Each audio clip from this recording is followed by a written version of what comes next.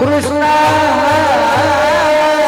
हरी जय जय राम कृष्ण हरे जय जय राम कृष्ण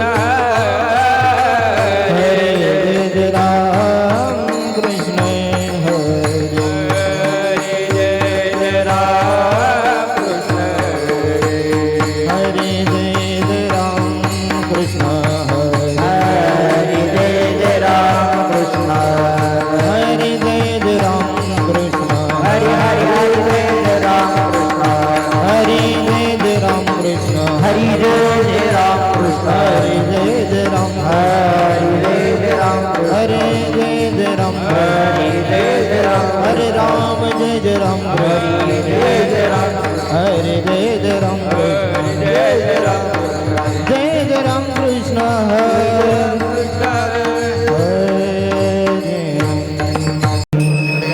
सुंदर ते ध्यान उभे विठ्ठल सुंदर ते ध्यान उभे विठ्ठल सुंदर राधा ओबे विठ्ठल सुंदर राधा ओबे विठ्ठल सुंदर ते ध्यान उभे विठ्ठल सुंदर ते दान उभे विठ्ठल सुंदर ओबे विठ्ठल सुंदर ओबे विठ्ठल करकटभरे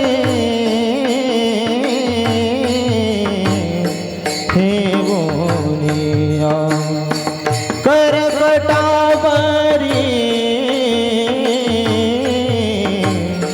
ठेवोनिया तुळशी हार गळा कास पीतांबर तुझे हर गळा काश पीतांबर वा कर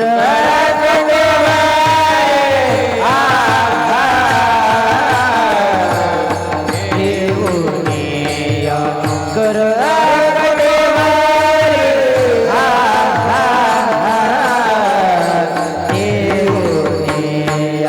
तुळसी हार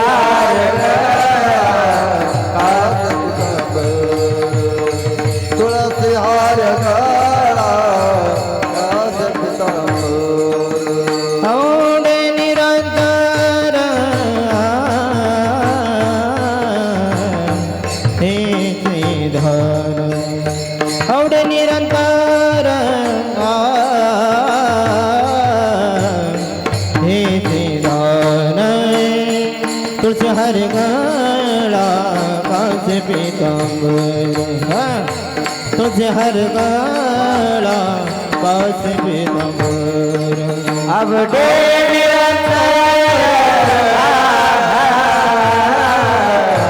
हे दीदान अवडे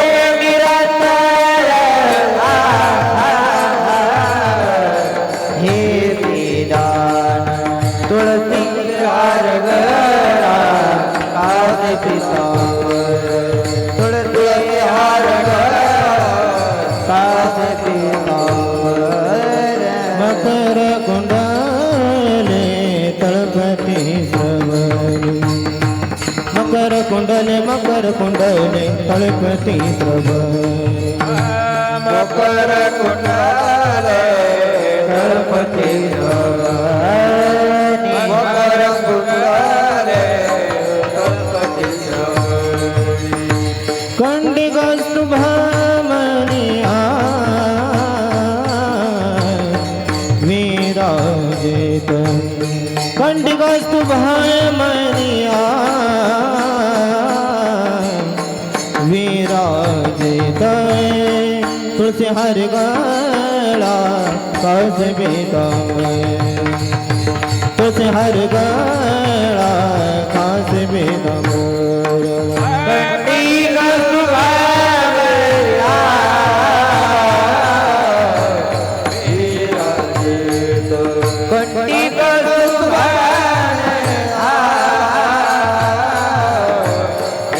विराजे तुळसी हार गळा कासे तुळसी हार गळा कासे पीतांबर औडे निरंतर हे श्रीराम औडे निरंतर हे श्रीराम तुळसी हार गळा कासे पीतांबर तुळसी हार गळा कासे पीतांबर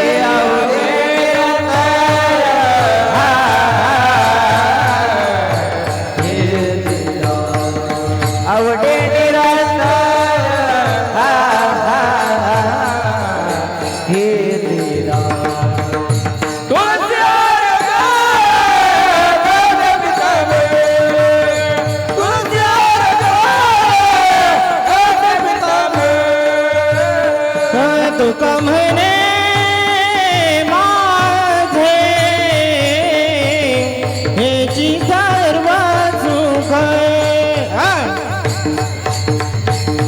तुका म्हणे माझे माझे हेची सर्व सुख तुका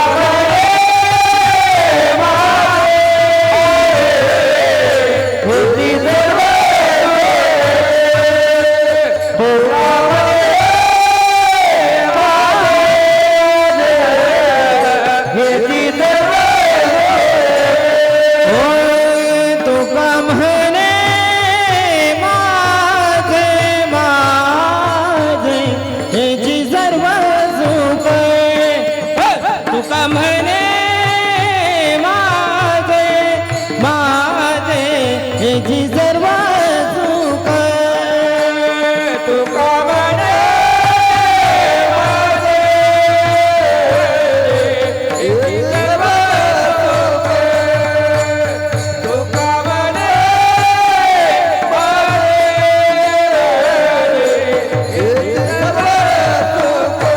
ओ पाहिन श्रीमुख आवडीने पाहिन श्रीमुख आवडीने हो पाहिन श्रीमुख आवडीने तुळसी हार गळा कास पीतांबर तुळसी हार गळा कास पीतांबर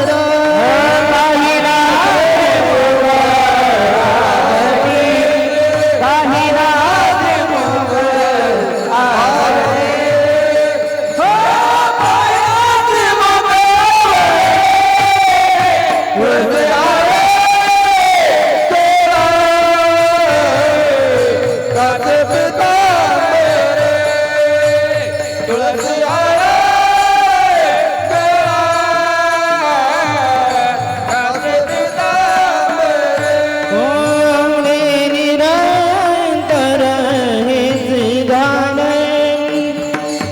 औडे निरंतर हे श्रीधान तुळसी हार गळा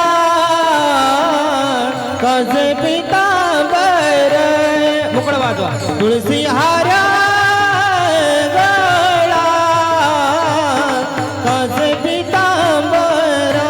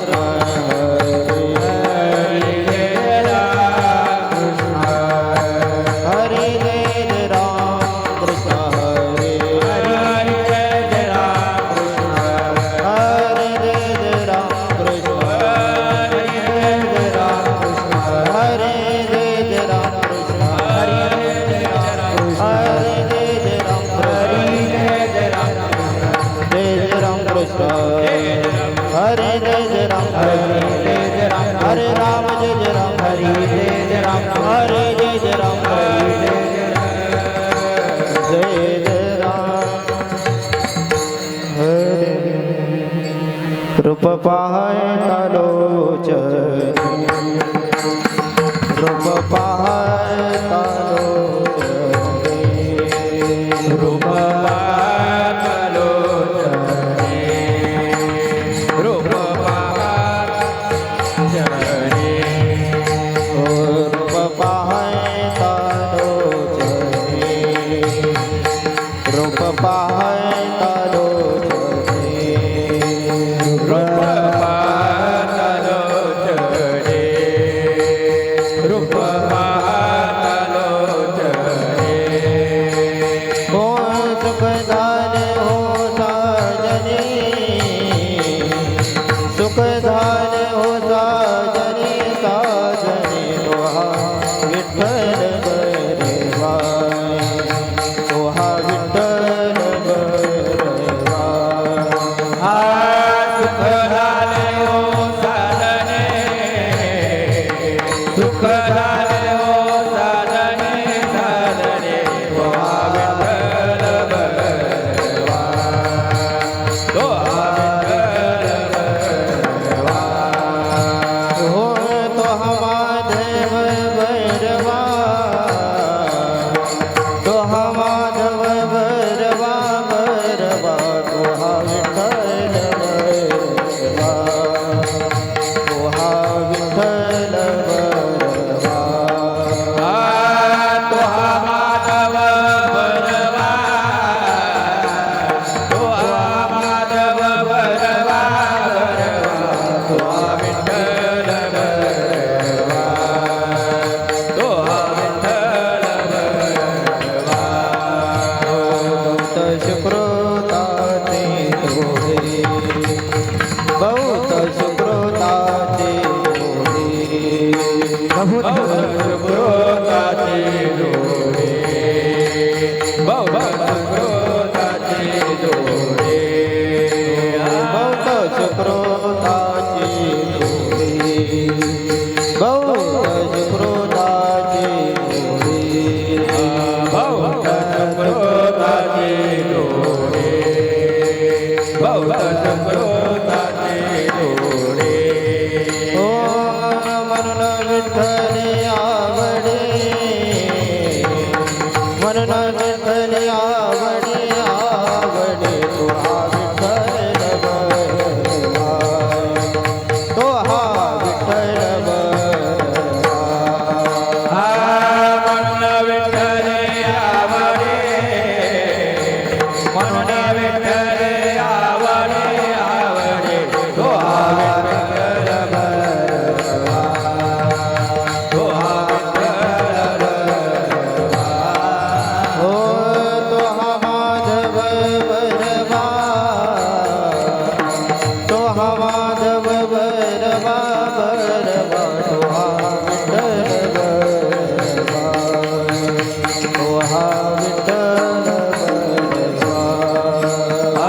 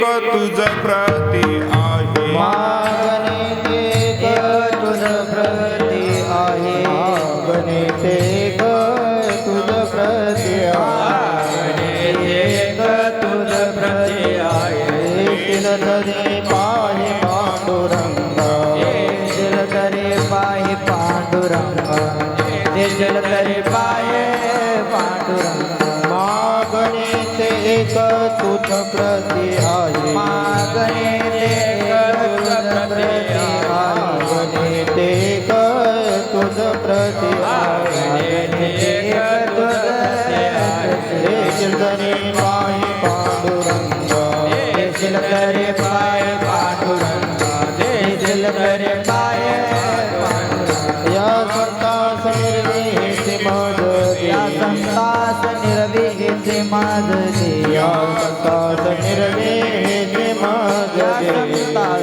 निर्विहिती माझ अनेक तुझे काही मागू देवा अनेक तुझे पायी न मागू देवा अनेक तुझे पायी न मागू देवा काने आता उदार तो तुका म्हणे आता उदार होय कामने आता उदार तुका म्हणे आता उदार होय मज ठेवे पायी संताची मग ठेवे पायी संताचे मग ठेवे पायी संताचे या संतास निर्विहिती माझ या संतास निर्विहिती माझा या संतास निर्विहिती माझ या संतास निर्विहिती माझा अनेक तुझे काही मागू दे अनेक तुझे पायी न मागू देवा अनेक तुझे पायी न मागू देवा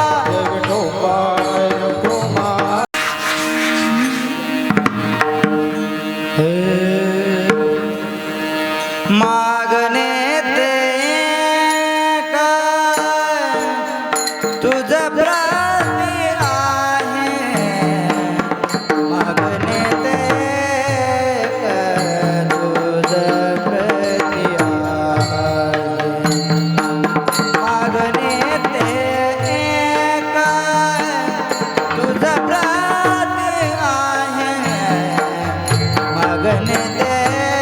काय तुझ प्रती आहे मागणे ते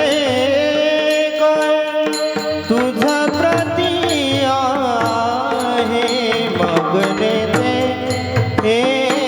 काय तुझ प्रती आहे मागणे ते एक तुझ प्रती आहे मागणे ते काय तुझ प्रती आहे मागणे ते एक तुझ प्रती आहे मागणे ते काय तुझ प्रती आहे मागणे ते काय तुझ प्रती आहे वाह मागणे ते काय तुझ प्रती आहे मागणे ते काय तुझ प्रती आहे मागणे ते एक तुझ प्रती आहे मागणे ते एक तुझ प्रती आहे मागणे ते एक तुझ प्रती आहे मागणे ते एक तुझ प्रती आहे देशील तरी पाहे पांडुरंगा देशील तरी पाहे पांडुरंगा या संतास निरवी कीर्ती माझा दे या संतास निरवी कीर्ती माझा दे या संतास निरवी कीर्ती माझा दे या संतास निरवी कीर्ती माझा दे देशील तरी पाहे पांडुरंगा देशील तरी पाहे पांडुरंगा या या संतांच निरावी हेची मजा दे या संतांच निरावी हेची मजा दे या संतांच निरावी हेची मजा दे या संतांच निरावी हेची मजा दे आणि तुझे पायी न मागो देवा अनेक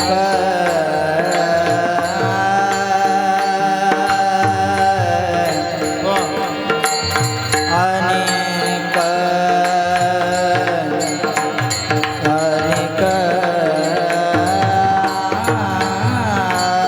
अनेक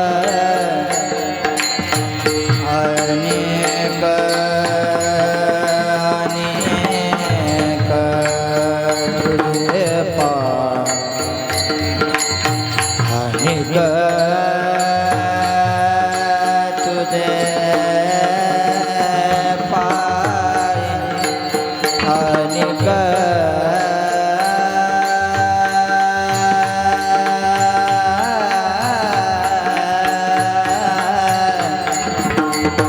अनेक अनेक तुझे पाय न मागो देवा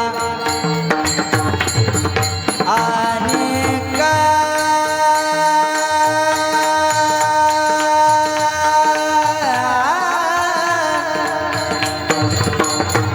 अनेक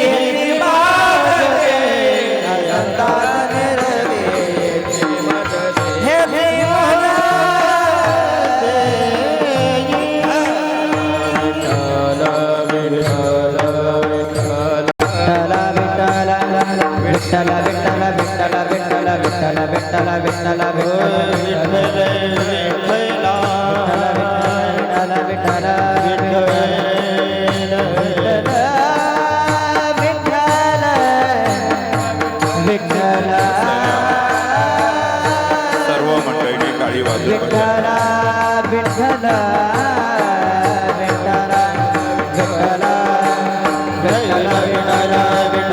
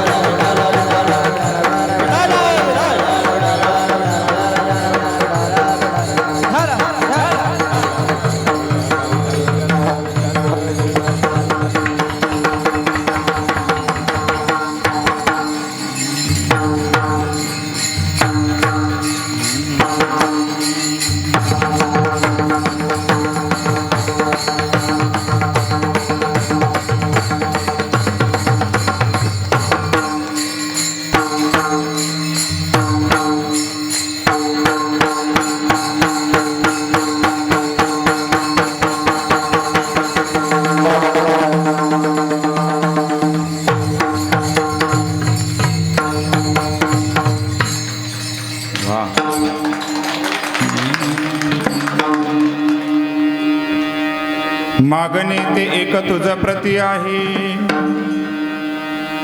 मागणे ते एक तुझ प्रती आहे, देशील तरी पाहे पांडुरंगा. या संतांशी निरवी हेची मज देई, अनेक तुझे काही न मागो देवा. तुका म्हणे आता उदार तू होई, मज ठेवी पायी संतांची. या संतांशी निरवी हेची मज देई, अनेक तुझे काही न मागो देवा. श्री संतांची माता चरणावर,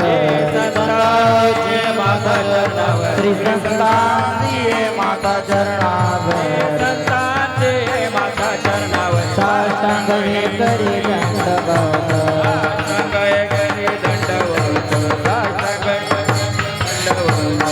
विश्रांती पावलो सांभाळावत, विश्रांती पावलो सांभाळावत, विश्रांती पावलो सांभाळावत, वाढले अंतरे प्रेम सुख, वाढले अंतरे प्रेम सुख, वाढले अंतरे प्रेम सुख. शरण शरण हनुमंता तुम्हा आलो रामदूता. काय भक्तीच्या त्या वाटा मज दावा व्यास भटा. जयांचे केल्या स्मरण होय सकळ विद्यांच्या अधिकरण. तेचे बंधू श्री चरण श्री गुरूंचे, ते नमस्कारोनी आता. मागणे ते एक तुझ प्रती आहे, देशील तरी पाहे पांडुरंगा. या संतांचे निर्वी हेची मज दे, आणि कदुचे काही न मागो देवा. प्रसद प्राप्त प्रसंगी भगवत चिंतन करता निवडलेला अभंग सॉफ्ट गोड करा. संसार दुःखाच्या आपत्तीला इष्टापती मानून भंडारा भावचंद्राच्या साक्षीने गोविंदाचे गीत गाऊन भाव समाधीचा आनंद ज्यांनी उपभोगला. ढोंगे साधू संतांच्या विषवाष्टांचे धिंदवडे काढून दगदगीत वैराग्याची पताका समग्र विश्वामध्ये ज्यांनी फडकाविली. अंधश्रद्धेचे बहाडे काढून श्रद्धा संस्कृतीचे धडे समग्र विश्वामध्ये ज्यांनी प्रदत्त केली. मराठी माणसाला मराठी भाषेमध्ये मराठी बाणीने ज्यांनी उपदेश केला असे मराठी सारस्वताचे मुकुटमणी भगवत धर्माचे प्रणेते भगवान पंढरीश पांडुरंगा परमात्म्याचे महान लढीवाळ भगवत भक्त सकल संत भूषण अनंत कृपा विषय देहू निवासी वैरागी मूर्ती जगद्गुरु श्री तुकोबराय यांचा हा 3 चरणाचा गोड चिंतनीय उत्कृष्ट असा संतांनी माझा स्वीकार करावा ही मागणी करणारा अभंग आज आपल्या समोर ते निवडलेला आहे. विठ्ठल विठ्ठल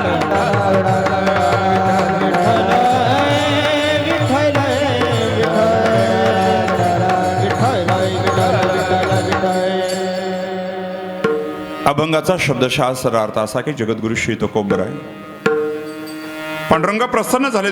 तुकोबराय तुम्हाला काहीतरी मागावं लागल. देव ऐकायला तयार नाही. नाविलाच झाला तुकोबरायांचा. तुकोबराय म्हटले माझ्या अगोदर जेवढे सगळे संत होऊन गेले त्या सगळ्या संतांनी माझा स्वीकार करावा एवढंच मला दे. याच्या व्यतिरिक्त दुजं मी तुझ्याकडे काही मागणार नाही. आणि ते पण पांडुरंगा तू मला देतोय म्हणून मागणे ते एक तुझं प्रती आहे, अन्यथा मी मागायला तयार नाहीये.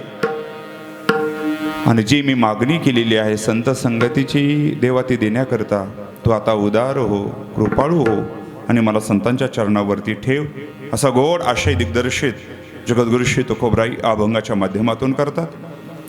सेवेला प्रारंभ करण्यापूर्वी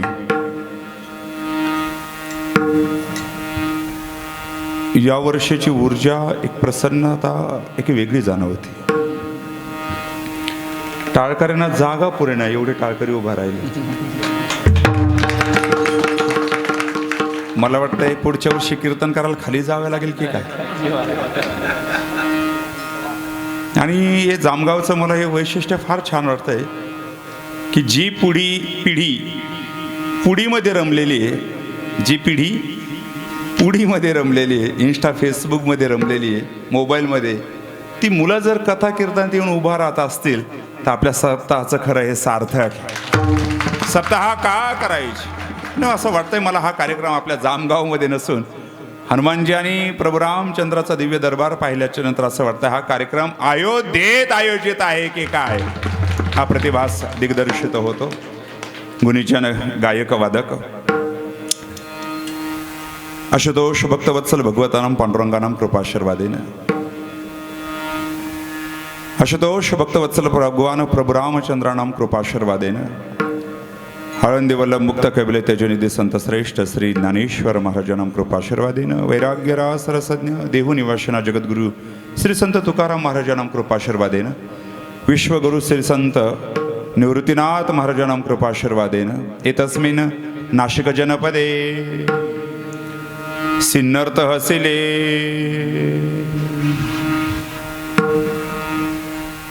जामगाव एतस्मिन् ग्रामे गते अनेक वर्षांनी ग्रामस्थापी न जानन्ति सप्ताह कदा प्रारंभ जाता है.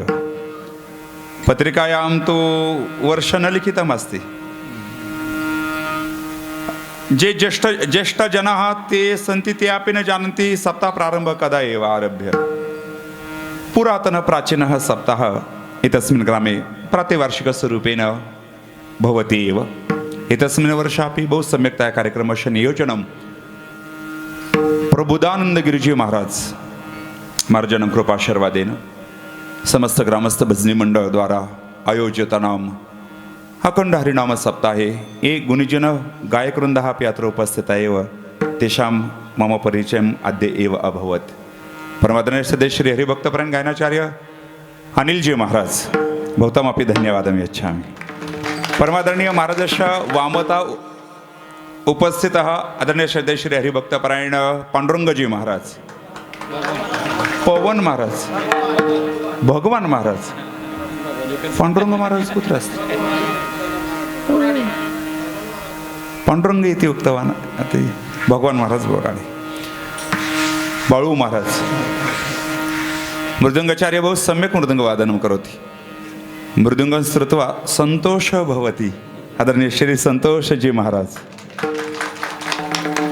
संवादिनी वादक.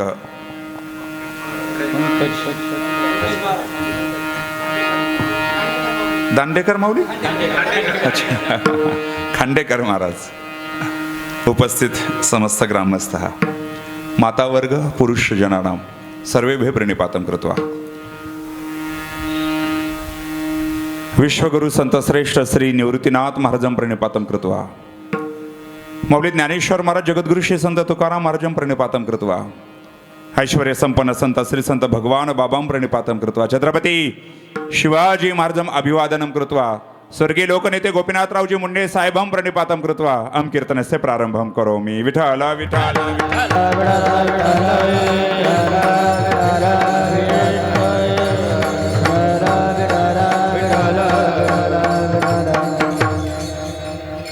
थोडासा मोकळा आवाज करा, इको द्या, टेन्शन नाही ना आलं?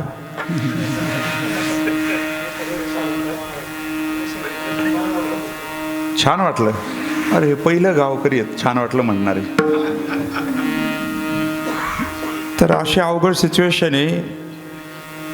येणारी पिढी, जी पिढी वैदिक कल्चरला विसरून कुठेतरी सेक्युलरतेच्या नावाखाली भारतीय परंपरेला नाव ठेवणारी, छेद देणारी पिढी पाहिल्याच्या नंतर अंतःकरणाला फार वाईट वाटतं. ज्या भारत देशामध्ये विश्वातली पहिली भाषा बोलल्या गेली संस्कृत भाषा, सृष्टीतला पहिला ग्रंथ ऋग्वेद नावाचा ग्रंथ 10,882 मंत्राचा ग्रंथ ज्या भाषेत तयार झाला, सृष्टीतला पहिला ग्रंथ, ती आपली देव आणि संस्कृत भाषा. सृष्टीतलं पहिलं विश्वविद्यालय ज्या देशात उघडलं गेलं, नालंदा तक्षशिलासारखे विश्वविद्यालय भारत देशामध्ये हजारो वर्षापासून कार्य करत होते. सृष्टीतलं पहिलं विश्वविद्यालय ज्या भाषेतून जगाला फिलॉसॉफी देत होतं, ती संस्कृत भाषा. ऐका, आपला धर्मग्रंथ ज्या भाषेमध्ये आहे भगवद्गीता, ती भाषा म्हणजे संस्कृत भाषा. मी का बोललोय 2 मिनिटं फक्त, थोडंसं क्लिअर करा, कंपन द्या. आम्हाला आमचे उपनिषद समजून घ्यायचे असतील, आम्हाला आमचं रामायण समजून घ्यायचं असेल, महाभारत समजून घ्यायचं असेल, भगवद्गीता समजून घ्यायची असेल, हजारो दैदिप्यमान दिव्य ग्रंथ या भारत देशामध्ये ज्या भाषेमध्ये लिहिलेले आहेत, त्या संस्कृत भाषाला हे ग्रंथ जर आम्हाला समजून घ्यायचे असतील तर आम्हाला संस्कृत भाषेकडे पुन्हा यावंच लागेल. त्या भाषेला आम्हाला आमची राष्ट्रभाषा करावी लागेल. ती भाषा जनसामान्यामध्ये स्पीकिंग मध्ये आणावी लागेल, कारण भाषा शब्दाचा अर्थ आहे भाष्य, ती आणि ती भाषा जी बोलल्या जाते तिचं नाव आहे भाषा. गेली 70 वर्षामध्ये या भाषेला मृत भाषा म्हणून सांगण्यात आलं. या भाषेमध्ये टेक्नॉलॉजी नाही असं सांगण्यात आलं. टेक्नॉलॉजी जर नसती तर आज 0 कोड मधून नासाचा सॅटेलाइटला मेसेज जातोय, तर संस्कृत भाषेमधून जातोय. ही जर भाषा मृत भाषा आहे तर का नासा 0 कोड मधून आज सॅटेलाइटला मेसेज संस्कृत भाषेतून पाठवते? ही जर भाषा मृत भाषा आहे, ही जर भाषा आम्हाला का शिकवल्या गेली नाही? आज 40 देशातील 254 युनिव्हर्सिटीमध्ये ही भाषा शिकवल्या जाते. 40 देशातील 254 युनिव्हर्सिटीमध्ये सध्या संस्कृत भाषा शिकवल्या जाते. हे भारत देशाचं वैभव आहे. दुर्दैव आहे आपलं, ते सगळे वैदिक कल्चर अभ्यासायला लागलेत. साडी घालून गंधा लावून भजनामध्ये नाचायला लागलेत. युरोपचे सगळे राष्ट्र कथा कीर्तनाकडे यायला लागलेत. भगवद्गीता आत्मसमर्पित करायला लागले. भगवद्गीता एक दिव्य भूतलावरचा ग्रंथ आहे ते मान्य करायला लागलेत. आणि दुर्दैव आहे आपलं, आपण शिकायला लागलोय तर जॉनी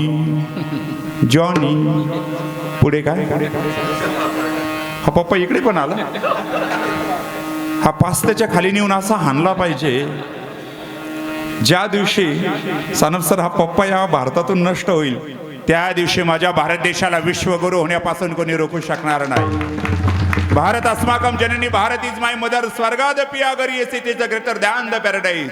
विश्वगुरुं ताम करवाम, वी शाल मेक इट विश्वगुरु. जन्म सफलता विंदाम. आम्हाला आमच्या जन्माचं साफल्य तेव्हा आहे जेव्हा आम्ही आमच्या भारत देशाला विश्वगुरु पदावरती स्थापित करू. आणि भारत देशाला विश्वगुरु पदावरती घेऊन जाण्याकरता आम्हाला आमच्या संत परंपरेकडे यावंच लागेल. आणि संतांच्या औषधकाने विचार केल्याच्या नंतर अख्ख्या भारत देशाला, जगाला नाशिक जिल्ह्याची दखल घ्यावं लागेल. कारण श्री संत निवृत्तीनाथ महाराजांची संजीवन समाधी आपल्या जिल्ह्यामध्ये आहे. हे या जिल्ह्याचं वैशिष्ट्य आहे. आणि म्हणून विश्वगुरु पदावरती येत असताना विश्वगुरुकडे जावं लागेल.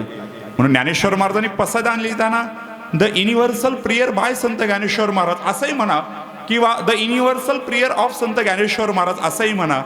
कारण ती विश्व प्रार्थना विश्वगुरुकडे केली म्हणून ज्ञानोबराय विश्वगुरु ठरले. हे निवृत्तीनाथ महाराजांचं वैशिष्ट्य आहे. आणि म्हणून त्यामध्ये आपला महाराष्ट्र गौरवशाली आहे की इथं पहिले संत निवृत्तीनाथ महाराज झाले. आणि म्हणून ही तेजस्विता आपल्याला अभ्यासायला मिळते. स्वामी विवेकानंद महाराष्ट्रामध्ये आल्याच्या नंतर त्यांच्या मुखातले गौरव उद्गार आहे की Maharashtra is one of the Indian state which has longest spiritual heritage. It is the land of sant, it is the land of great warriors.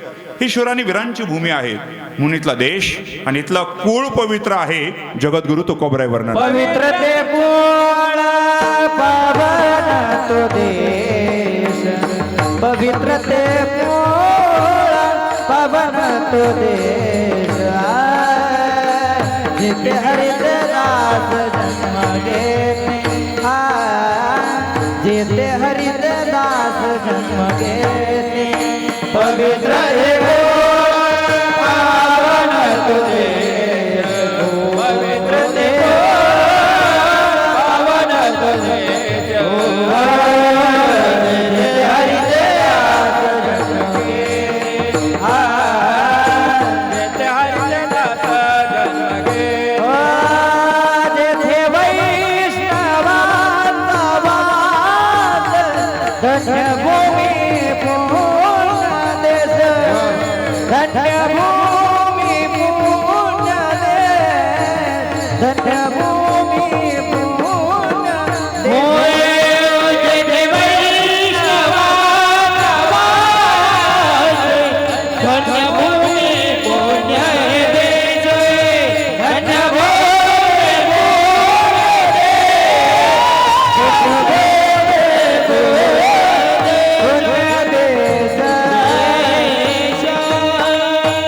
हे राष्ट्र अलौकिक आहे कारण ही भूमी पवित्र आहे.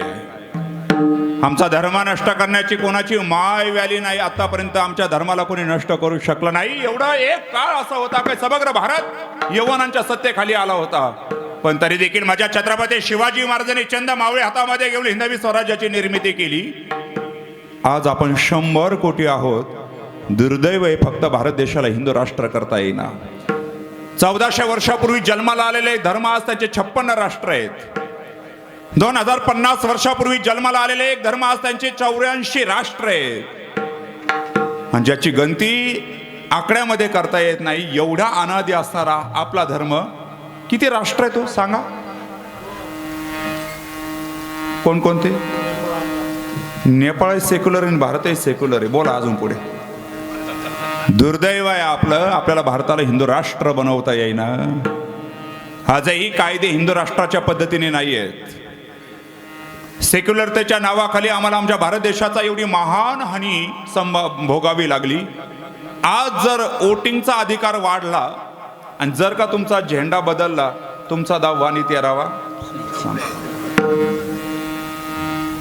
भयान सिच्युएशन मध्ये आपण आहोत.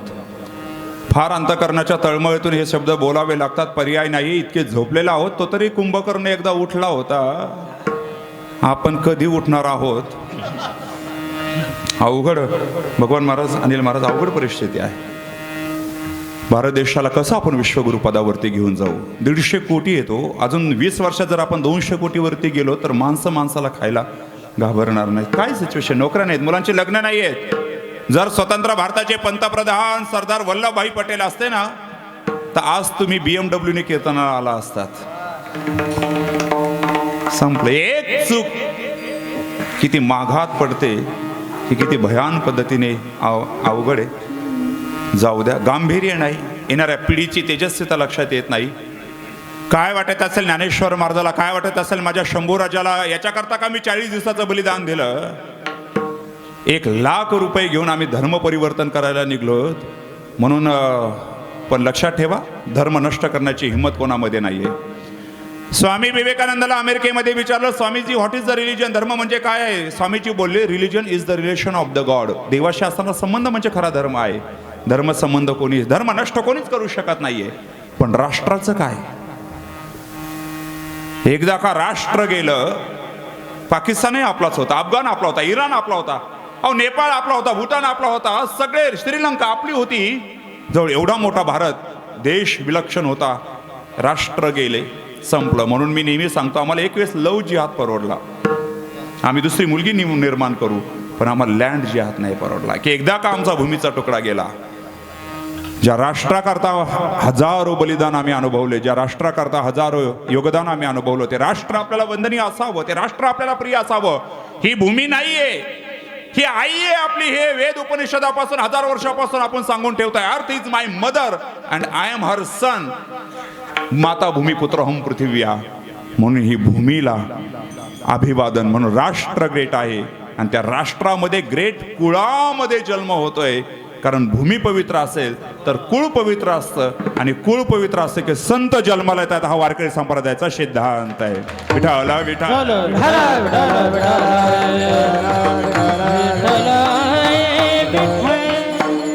ज्या कुळामध्ये माझ्या जगद्गुरु श्री तुकोबरायांचा जन्म होतोय ते कुळ सामान्य नाही. 8 पिढ्या पाठीमागे परमार्थ आहे. देवावरती एवढं ऋण आहे. पांडुरंगाच्या समोर तुकोबराय उभे आहेत. देवा, तू जर मला दर्शन दिलं नाही ना, ती लाज मला नाही म्हटली, ती लाज तुला आहे. तुला दर्शन द्यावं लागेल. हे म्हणणारे सृष्टीतले एकमेव संत म्हणजे तुकोबराय आहेत. ती लाज मला नाही म्हटली, कारण मी वंश परंपरेचा अंकित दास आहे. वंश परंपरा दास. तुका मोकानी नाही लाज कोणाई. तुका मोकानी नाही लाज कोणाई.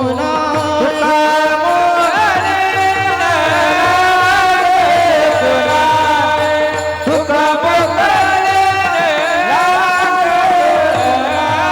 वंश परंपरा दास मी अंकिता. जगद्गुरु श्री तुकोबराय पांडुरंगाच्या समोर उभा आहे.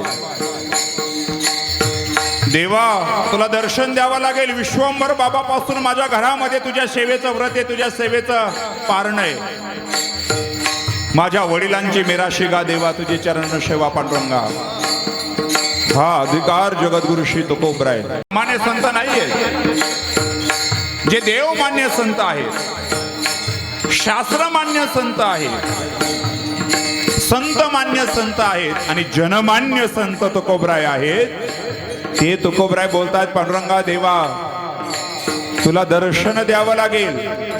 फक्त तुझ्या दर्शनाची अभिलाषा पिढ्यानपिढे माझ्या कुळामध्ये सांभाळल्या गेली. बाकी काही अपेक्षा नाहीये. मी अंकित दास. तुकोबराय बोलताय.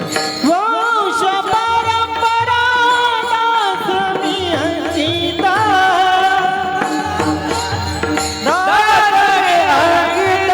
वंश परंपरा दास मी अंकिता. तुका मोकानी नाही लाज कोणाई. तुका मोकानी नाही लाज कोणाई.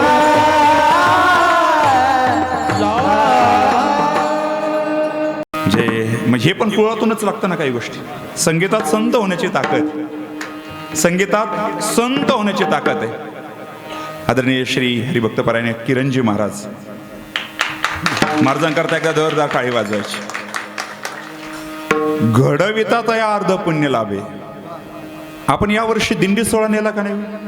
कुठे? त्र्यंबकेश्वरला. आणि सगळं नियोजन ग्रामस्थांना घेऊन आमचे किरण महाराज हे सगळं नियोजन पाहत होते. त्यांच्याकरता एकदा जोरदार टाळी वाजवायची. आपल्या परंपरा जतन करणारे वारकरी संप्रदायाच्या सगळ्या दिंडी, सप्ताह, कीर्तन, प्रवचन हे माणसं महत्वाचे आहेत. हा 7 कोटी वारकरी संप्रदायाची संख्या आहे महाराष्ट्रामध्ये. किती? हो, त्याच्यामध्ये 1 लाख तरी पखवाद वादक असतील का नाही? आणि त्याच्यात आगळा वेगळा पखवाद वाजायला संतोष महाराजांकडून ऐकायला मिळतोय. क्या बात. देव प्रसन्न आहे. देव प्रसन्न झाले तुकोबरायला. तुकोबराय काय पाहिजे? ते म्हणजे पाहिजे याकरता नाही तुम्हाला बोलवलं, मला फक्त तुमचं दर्शन पाहिजे. तुकोबराय देव एवढे प्रसन्न झाले, एवढे प्रसन्न झाले. काही करा पण आज तुम्हाला काहीतरी मागावंच लागेल. देव ऐकायला तयार नाही. तुम्हाला वैकुंठाचं पद देऊ का? बिलकुल नको. तुकोबराय नाही म्हटले. तुम्हाला स्वर इंद्रपद देऊ का? ते तो मानी तुच्छ, ते अजिबात नको. मग तुम्हाला राजा बनू का म्हटले? भूमीचं आधिपत्य तेही नको. काय पाहिजे? काहीच नको देवा, फक्त तुझं दर्शन पाहिजे. पण देव अशा याच्यात होते ना की आज मला काहीतरी द्यायचंय. 8 पिढ्या तुमच्या घरामध्ये कोणी काहीच मागितलं नाही, कमीत कमी तुम्ही तरी मागा. देव ऐकायला तयार नाही. नाविलाज झाला तुकोबरायांचा. देव इतका आग्रह करतायत, नाही म्हणता येईना तुकोबरायांना. देव बळेच देतायत म्हणून तुकोबरायांनी आपल्या मागणीचा विषय सांगून ठेवला देवा. आता मागणीमध्ये सुद्धा मुख्य दोन प्रकार आहेत. एक देवाकडे केलेली मागणी आणि एक संतांकडे केलेली मागणी. देवाकडे केलेली मागणी आणि एक संतांकडे केलेली मागणी. देवाकडे केलेल्या मागणीमध्ये सुद्धा दोन प्रकार आहेत. देवाकडे देवाचीच केलेली मागणी, हिची दान दे का देवा, तुझा विसर न व्हावा. देवाकडे संतांची केलेली मागणी, संतांकडे देवाबद्दल केलेली मागणी, संतांकडे संतांचीच केलेली मागणी. पैकी आज जो अभंग आहे तो देवाकडे संतांची मागणी करणारा अभंग आहे. देव बळच देतोय, ऐकायला तयार नाही तुकोबराय. मग देवच ऐकायला तयार नाही. इतका आग्रह, इतका नाविलाज झाला तुकोबरायांचा. आणि शेवटी तुकोबराय म्हटले, देवा तुला द्यायचंय ना, एक काम कर, माझ्या अगोदर ज्ञानोबरायती सगळ्या संतांनी माझा स्वीकार करावा एवढं मला दे. अभंगाचं द्वितीय चरण. या संतास निरावी हेची मज देई, या संतास निरावी हेची मज देई, संतास निरावी, या संतास निरावी, या संतास निरावी हेची मज देई, या संतास निरवी, या संतास निरवी, याची माग दे. या संतास निरवी, या संतास निरावी, या संतास निरावी, मग दे. या संतास निरावी मग दे, अनेक तुझे काही न मागते.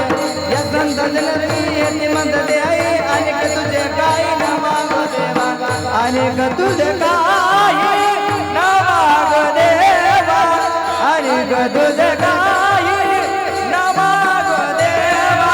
या संतास निरावी, या संतास निरावी, या संतास निरावी याची मज दे. या संतास निरावी, या संतास निरावी, या संतास निरावी याची मज दे. हो या संतास निरवी, या संतास निरवी, या संतास निरवी, या संतास निरवी, या संतास निरवी, या संतास निरवी, हेची मज दे. या संतास निरावी याची मज दे, अनेक तुझे काही न मागते, अनेक तुझे काही. हो या संतास निरवी, हेची मज दे. आणि तुझे काही न मागो देवा, आणि तुझे काही न मागो देवा.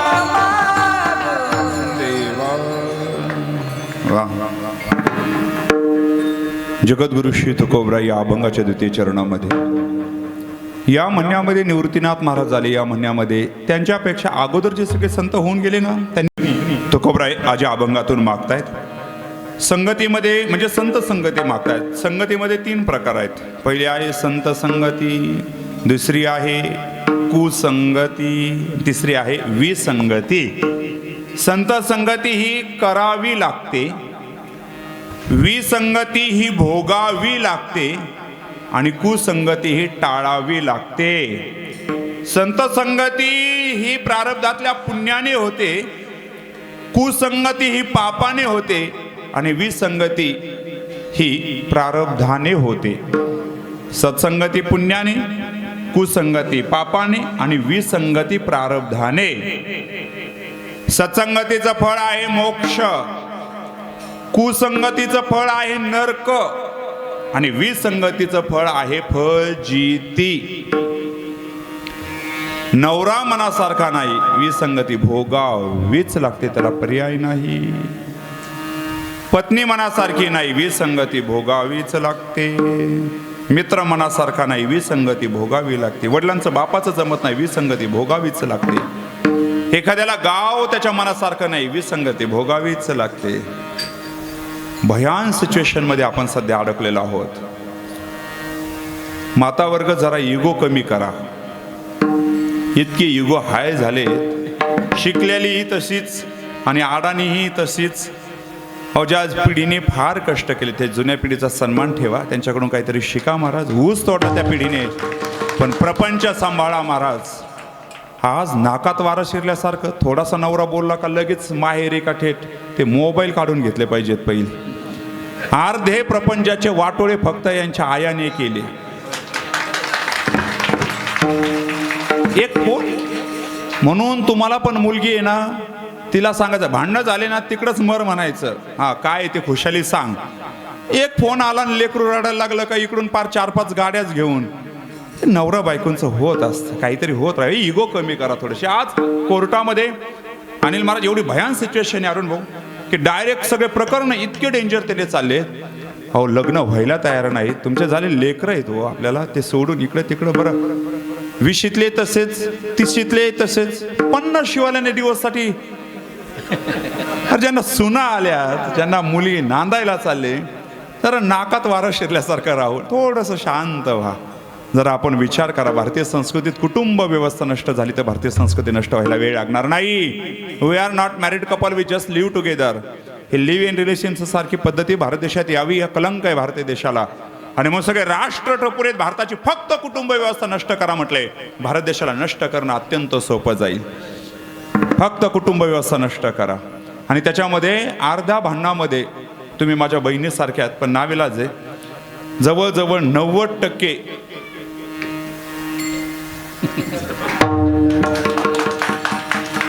हे पहा, भारतीय संस्कृती फार महान आहे. भारतीय संस्कृतीने श्रीला कधीच नाही देवी म्हणून उभा केले. रो सीता रामाच्या शेजारी उभा आहे.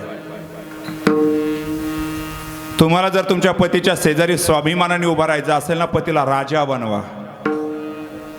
शेजारी उभा राहिना ना लोक तुम्हाला राणी म्हणतील, पण तुम्हीच का नवऱ्याला गुलाम केलं आणि त्याचा कचरा केला आणि शेजारी तुम्ही एखाद्या शुभ कार्यात उभा राहील, तुम्हाला लोक काय म्हणतील? हा असा चोपदार पाहिजे. वा बरोबर आहे. प्रसंग काय झाला अनिल महाराज? कुसंगती भोगावी लागते, विसंगती भोगावी लागते. एक वारकरी होता गावामध्ये, इतका धार्मिक, इतका स्वजळ, एवढा धार्मिक, वारीला जायचंय, पण पत्नी अशी जहाल होती त्याची, तेव्हा काय वारीला जाता येईना. 20 वर्ष गेली लग्न होऊन, पण वारीचा योग आहे ना. 1 वर्ष म्हटलं जाऊ दे, बायको गेली खड्ड्यात, वळकुटी बांधली, पॅक भरली, निवृत्तीनाथ महाराजांच्या पालखी सोहळ्यामध्ये जायचं म्हणून त्याने खांद्यावरती वळकुटी घेतली, बॅग बरोबर घेतली, निघला आणि नेमकंच दारात बायको आली. मग तिने जी फायरिंग सुरू केली, त्याची वळकुटी खांद्यावरून कधी खाली गेली त्याला पण समजलं नाही. जाऊ द्या म्हटलं, आपल्याला नाही वारीला जाता येत, आपली बायको तर. तो म्हटला मग एक काम करू, आपण कमीत कमी जे वारकरी चाललेत ना, एक 50 वारकरी घरी जेवायला घेऊन येऊ. या उच्छेदकाने तो समोर गेला रस्त्यावरती. वारकरी दादा पुढे एक थोडी 50-60 जणांचं एक टोळकं चाललं होतं. दंडवत प्रणिपात केला की माझ्या घरी तुम्ही जेवायला या. वारकरी म्हटले दुपारची वेळ, आम्ही जेवणच शोधत होतो, देव पावला. म्हटले बरोबर, चला तुमच्या घरी. जसं घरी आले, चिंचेचं मोठं झाड होतं दारामध्ये. दारात वारकरी बसलेत. त्यांना सांगितलं तुम्ही स्नान संध्या वगैरे सगळं करून घ्या, नित्यनेम करा, मी तोपर्यंत जेवणाच्या तयारीला सांगतो. पत्नीला आतमध्ये घरामध्ये गेला, बायकोला सांगितलं वारकरी आले, स्वयंपाकाच्या तयारीला लाग. आता ती अवदासाच. ती म्हटली तुम्हाला अक्कल नाही, कळत नाही, हे नाही ते नाही. अहो घरात तेल नाही, तूप नाही, दूध नाही, हे नाही ते नाही. तो म्हटला एक काम कर, तू बोलू नको, मी काय कर, तू डाळ शिजायला टाक, मी किराणा घेऊन येतो. म्हणून त्याने पैसे घेतले, बॅग घेतली आणि दुकानात गेला. जसा तो गावात गेला, दिसेनासा झाला. बाई लागली ना घरामध्ये मोठ्याने रडायला. विसंगती कशी भोगावं लागते ऐका. बाई एवढी मोठ्याने रडायला लागला. वारकरी म्हटले आता तर चांगलं होतं, नेमकं का रडायला लागली? म्हणून शहाणे 4-5 वारकरी घरात आले. मावशी का रडतायत? ते म्हटली अहो माझा नवरा असा दुष्ट आहे. ते म्हणले काय झालं? ती म्हटली असंच तो वारकऱ्याला घरी आणतो, किराणा आणायच्या नावाने गावात जातो, येताना हिरव्या आपलं वाळलेल्या मिरच्या घेऊन येतो, काठी घेऊन येतो आणि सोल म्हणजे नाडा आणतो, दोर आणतो चांगला, आणि समोर चिंचेचं झाड आहे ना त्याला उलट टांगून खालून मिरचीचा धूर देऊन असा हाणतो. वारकरी म्हटले कोणी बॅग उचलतंय, कोणी आपले वळकुटी, कोणी टाळ, हे सगळे असे पळत सुटले. तेवढ्या गडबडीत तो आला. अरे वारकरी गेले कुठे? जसा घरात गेला ती पुन्हा रडायला लागली. अशा असतात का कुठं वारकरी? अरे पण झाले काय, वारकरी गेले कुठं? ती रडायला लागली. ती म्हटली अरे झालंय काय? ते म्हटले असे कुठं वारकरी असतात का? एक कोणी मिरची मागतोय वाळलेली, कोणी काठी मागतोय, कोणी दोरी मागतोय मोठी. ते म्हटलं काय दुष्ट आहेस तू.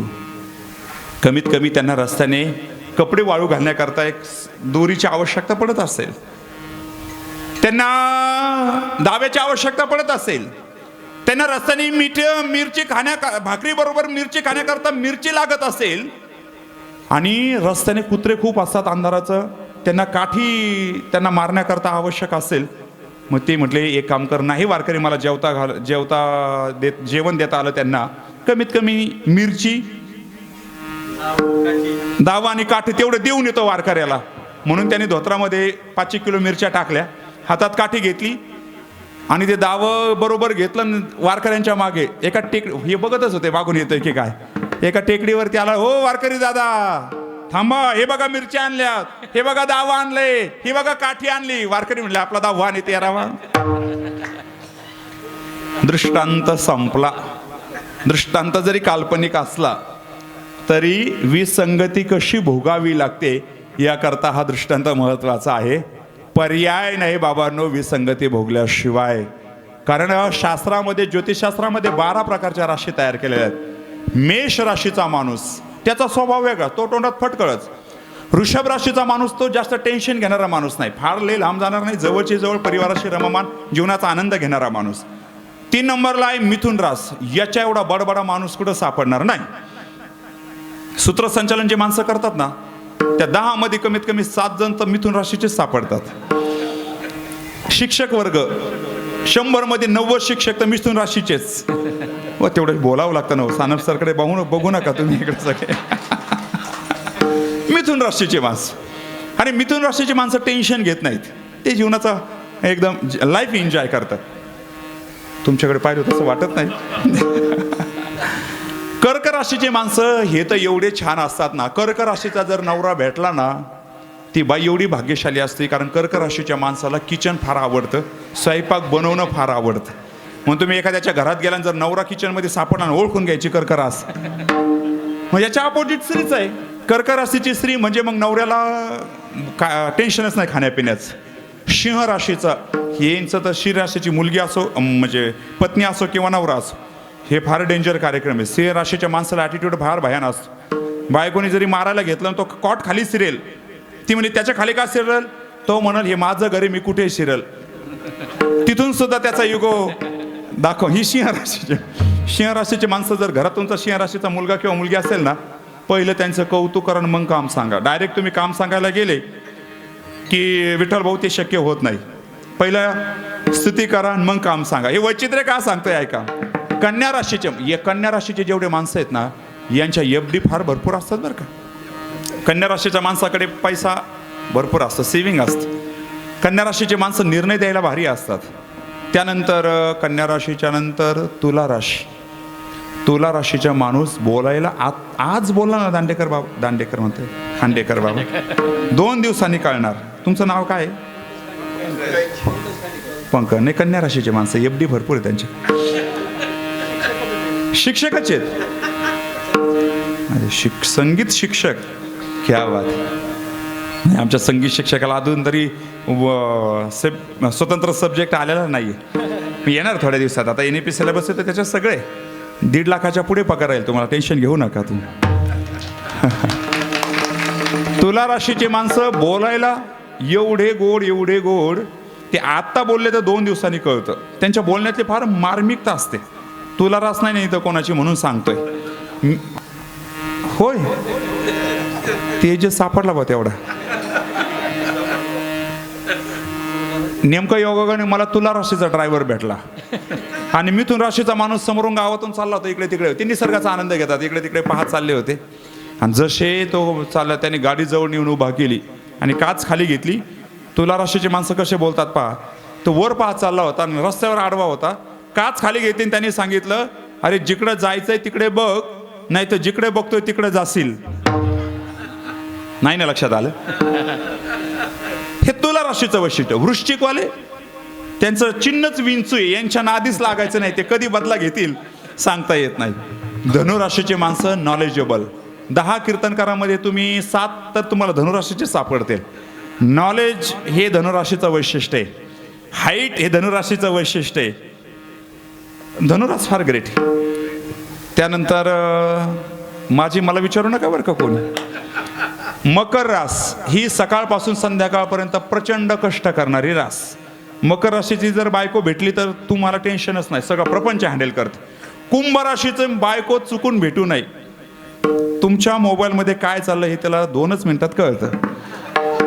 अंतिम टप्प्यापर्यंत जाणं हे कुंभ राशीचं वैशिष्ट्य आहे. म्हणून जेवढे सायंटिस्ट आहेत ना याच्यामध्ये सगळे बहुतांश कुंभ राशीचे सापडतात. म्हणून ज्यांची कुंभ रास आहे त्यांनी PhD पर्यंत गेलं पाहिजे. पुढे मीनरास. ही मीनरास म्हणजे धडसोड करणारी रास. हे 2 दिवस शेतीच करणार, 2 दिवस वकिलीच करणार, तिसऱ्या दिवशी वारीला जाणार आणि 4थ्या दिवशी पाणीपुरीची टपरी टाकणार आणि म्हणणार कशातच दम नाही, घरी येऊन बसणार. पण ही मीन रास फार भारी आहे, कारण अध्यात्मातली शेवटची रास आहे. मी हे का बोलतोय, जशी रास तसे स्वभाव, तसे स्वभाव कळाले तसं माणसाला वागणं कळतं. ऐका, म्हणून ती फजिती अनुषंगाने मी बोलत होतो. जगद्गुरु श्री तुकोबराय बोलतात, या संतांशी निर्वी ज्ञानोबरायदी सगळ्या संतांनी माझा स्वीकार करावा एवढंच मला अपेक्षित आहे. आपल्या तिकडे आमच्या भागामध्ये भगवान बाबांचं एवढं महान कार्य आहे. आपल्या पत्रिकेमध्ये मी भगवान बाबांचा फोटो पाहिला. संतांनी स्वीकारल्याच्या नंतर काय होतं जीवनामध्ये. भगवान बाबांच्या दिंडीचा प्रवास पंढरपूरकडे जाताना बार्शी गाव लागतं. त्या गावामध्ये अशी पद्धती होती की त्या गावातल्या प्रत्येकाने एक जसं वारकरी घेऊन जायचे, 4-4 जेवायला घेऊन जायचे. संध्याकाळची वेळ झाली, 6च्या दरम्यान सगळे गावातले लोक आले. प्रत्येक जण 4-4, 5-5 वारकरी आपल्या घरी जेवायला घेऊन गेले. भगवान बाबांच्या दिंडीमध्ये लमाण समाजाच्या एक दगडाबाई सांगळे नावाच्या महिला होत्या. आणि तो समाजाचा पेहराव एवढा सुंदर आहे. त्याला ते वरती त्या महिलांना ते आरशाचे छोटे छोटे गोल लावलेले आणि खूप स्वाभिमानी बाई, खूप चांगला समाज. भगवान बाबांची माळ घातली. दोघं नवरा बायको वारी करायला लागले. गंमत ऐका, अडाणी बाई फक्त बाबांचे कीर्तन ऐकायचे, ते कीर्तन लक्षात ठेवायचे, ते गुणगुणत राहायचं, सगळं भजन ऐकत राहायचं. असं तिचा 12 वर्षाचा नित्यक्रम. त्या गावामध्ये बार्शीमध्ये दिंडी गेल्याच्या नंतर सगळे वारकरी गेले. त्या गावचे पाटील भगवान बाबाकडे आले. उशिरा बाहेर गेले होते. त्यांच्या पत्नीने सांगितलं कोणीतरी वारकरी 4 आपल्याकडे घेऊन या, म्हणून ते गावामध्ये गेले. जसे तिला घेऊन आले, म्हणजे भगवान बाबांकडे गेले. बाबा, तुमच्याकडे कोणी वारकरी शिल्लक असेल तर आम्हाला जेवणा करता द्या. बाबा म्हटले, आता तर बाहेर आले कोणीच नाही दिसत. ही दगडाबाई दिसते, कारण तिचा एक नियम असायचा, बाबा जेवल्याशिवाय आपण जेवण करायचं नाही. मग ती दारात उभा होती तिथं रावटीच्या समोर. बाबा बाहेर आले आणि बाबांनी सांगितलं, तुम्ही दोघं नवरा बायको या पाटलाच्या घरी जेवायला जा. बाबांची ऑर्डर म्हणून ते जेवायला गेले. आता तिचा पेहराव पारंपरिक होता तो सगळा. पाटलीनबाईंच्या दारात घरी गेल्याच्या नंतर पाटलीनबाई म्हटली, अहो मी तुम्हाला वारकरी घेऊन या म्हटलं होतं, भूत घेऊन या नव्हतं म्हटलं. बाई स्वाभिमानी होती, वापस आली. जशी वापस आली तसं पाठीमागे पाटलाची गंज पेटली. जुन्या काही गंज असायच्या ना, 2 आग लागली. लक्षात आला का आपल्याकडून अपराध झाला. धावत पळत दोघा नवरा बायको बाबांच्या समोर रागवले. बाबा, वारकरी काय भूत असतो का म्हटले. ती जरी समाजाने पारंपरिक पोशाख घातला असला तरी तिच्या एवढी महान भगवत भक्त आपल्या वारीमध्ये कोणी नाही. 12 वर्ष झाली ती पंढरीची वारी करते, निस्सिम भक्त आहे भगवान गडाची, आणि गळ्यात पवित्र तुळशीची माळ आहे. म्हटले, हे काम करा, माफ करा म्हटले आम्हाला, तुम्ही स्वयंपाकच इथं घेऊन या, आपण सगळेजण बरोबर जेवू. स्वयंपाक घेऊन आले आणि बाबा मध्ये जेवायला बसले. ती जेवायला बसली, तिचे पतिदेव जेवायला बसले, सगळी टीम जेवायला बसली. आणि जेवण झाल्याच्या नंतर तिचा नियम होता बाबांचा, आज बाबा मी तुमचं ताट धुणार आहे. ऐका, संतांनी स्वीकार केल्याच्या नंतर काय तेजस्विता प्राप्त होते. बाबा, आज मी तुमचं ताट धुणार आहे, म्हणून तिने ते भगवान बाबा जेवलेलं ताट घेतलं आणि बाजूला गेली. त्या पाणी त्या ताटामध्ये ओतलं आणि ते सगळं उच्छिष्ट तिने ते फेकून न देता आहे तसंच पिऊन घेतलं. जसं पिऊन घेतलं तसं तिला समाधी लागली. ऐकताय ना तुम्ही, सर्वसामान्य कुटुंबातली समाधी लागली. बाबा गेले, समाधी उत्थान केलं आणि तिला वापस घेऊन आले. आणि घेऊन आल्याच्या नंतर भगवान बाबांनी आज सगळे लोक जमले, जेवण करून सगळे वारकरी एकत्र आले. बाबा, आज कोणाचं कीर्तन घ्यायचं. भगवान बाबा म्हटले, आज कीर्तन कोणाचं, आज दगडाबाई कीर्तन करेल. ऐका बरं का, म्हणजे संतांनी स्त्रीला कधीच बाजूला लोटलेलं नाही, अधिकार असेल तर आवर्जून स्वीकारलेला आहे. दगडाबाई कीर्तन करेल म्हटले, बाबांची ऑर्डर, ती बाई उभा राहिली कीर्तन करण्याकरता. आजकलीत 2.5 तास तिने तिथून पुढे कीर्तन केलं. ही भगवान बाबांच्या प्रसादातली ताकद आहे. संतांनी स्वीकार केल्याच्या नंतर ती तेजस्विता प्राप्त होते. माऊली म्हणतात, निवृत्तीनाथ महाराजांनी माझा स्वीकार केला, माझी वाचा असे कल्पकतेवरती ठेवली. या संतांशी निर्वी या म्हणण्यामध्ये संताने माझा स्वीकार करावा म्हणजेच ज्ञानेश्वरीने आपला स्वीकार करावा हा त्याच्यातला अर्थ आहे. ज्ञानेश्वरीने स्वीकार केल्याच्या नंतर तुम्ही काय व्हाल? ज्ञानेश्वरीचं पारायण केल्याच्या नंतर तुम्ही नारायण व्हाल. एवढी तेजस्विता ज्ञानेश्वरीमध्ये आहे. कारण माऊली बोलतायत, माझी वाचा अशा कल्पकतेवरती नेऊन ठेवली, ते माझे श्रीगुरु निवृत्तीनाथ महाराजांनी ठेवली. वेदापासून आतापर्यंत इतिहास नाही म्हटले की अक्षराची सेवा केल्याच्या नंतर व्यक्तीला देवत्व प्राप्त झाले, उदाहरण नाही. पण माझा ग्रंथ असा आहे की या ग्रंथाची तेजस्विता अशी आहे. माऊली बोलतात, ह्या ग्रंथाची तेजस्विता अशी महान आहे. थोडासा बेस राहू द्या. ह्या ग्रंथाची विशेषता अशी आहे, माझ्या श्रीगुरूने माझ्या शब्दात अशी कल्पकता दिलेली आहे. माऊलींची 10व्या अध्यायातली ओवी आहे. शब्दाच्या राणी हिंडता नायकी जे फळली अक्षरांची वार्ता, ते वाचाची केले कल्पलता विवेकावरी. शब्दाच्या राणी हिंडता नायकी जे फळली अक्षरांची वार्ता. वेदापासून आतापर्यंत ज्ञानेश्वरीपर्यंत शब्दाची सेवा केल्याच्या नंतर देवत्व प्राप्त झाले, उदाहरण नाही म्हटले. गुरूंनी ती तेजस्विता दिली आणि ती निवृत्तीनाथ महाराजांनी दिली हे सांगणारे ज्ञानोबराय आहे. आणि म्हणून जगद्गुरु तुकोबराय बोलले, ज्ञानेश्वरीने स्वीकार करावा, संताने स्वीकार करावा, ही तेजस्विता अपेक्षित आहे. जगद्गुरु श्री तुकोबरायांचे गुरु कोण? बाबाजी. मग बाबाजी चैतन्य महाराजांनी स्वप्नात येऊन दृष्टांत द्यावा, आशीर्वाद द्यावा, ही ताकद कोणामुळे प्राप्त झाली असेल? ती ज्ञानेश्वरीमुळे प्राप्त झाली. हा वारकरी संप्रदायाचा सिद्धांत आहे. भंडारा भामचंद्र डोंगरावरती ज्ञानेश्वरीचे पारायण केले. ज्ञानेश्वरी संतांना जन्माला घालते, हा वारकरी संप्रदायाचा सिद्धांत आहे. ते हे माय ज्ञानेश्वरी, आई ज्ञानेश्वरी का? कारण संत जना माहेश्वरी म्हटलंय तिला. संतांना जन्माला घालणारी ती आई आहे. म्हणून ज्ञानेश्वरीकडे आपण आलो पाहिजेत. हाच आपल्या कीर्तनाचा सिद्धांत. विठ्ठल विठ्ठल